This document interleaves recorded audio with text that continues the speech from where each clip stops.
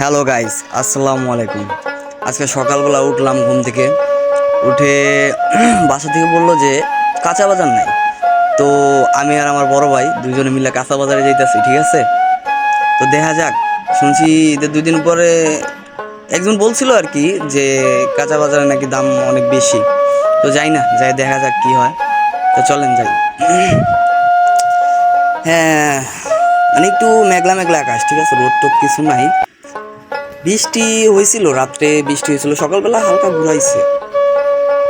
তো আসলাম, এই যে হচ্ছে কাঁচামরিচ, লেবু, টমেটো, ওইটা পাকা মরিচ মনে হয় নিতেছে, সব কিছু হাফ কেজি করে নিতেছে। ভালোই দাম, একবারে কম না দাম, দাম ভালোই আছে।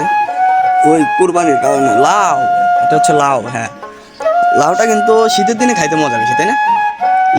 লেবুর কালারগুলো তো আউলাই গেছে গা। এই মা, বেগুন লম্বাটা, এটাও লাউ। ভিতরে আছে ওই কুমড়া আছে, রসুন আছে, পেঁয়াজ আছে, আলু আছে।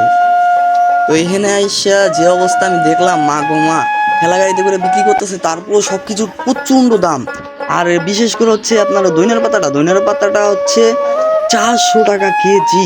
মাই গড, 400 টাকা কেজি ধনিয়ার পাতা হইলে কি বলবো আর ভাই। বাজার করতে গিয়ে আমার মাথা মুথা আউলাই গেছে, ঠিক আছে। তো তাও কইরা আনলাম বাজার, খাইতে তৈব তাই না, পয়সা থাকতে হলে খাইতে হইব। তো ভালো টাকারই বাজার করা হলো। সবকিছুর প্রচন্ড দাম ঈদের জন্য। আগে ঈদের 2 দিন পরে বাজারে গেছি, তো টুকিটাকি বাজারে, ছোট বাজার, আমাদের বাসার পাশে ছোট বাজার, ওই বাজারে গেছি। আচ্ছা, ওকে, সবাই ভালো থাকবেন, আল্লাহ হাফেজ।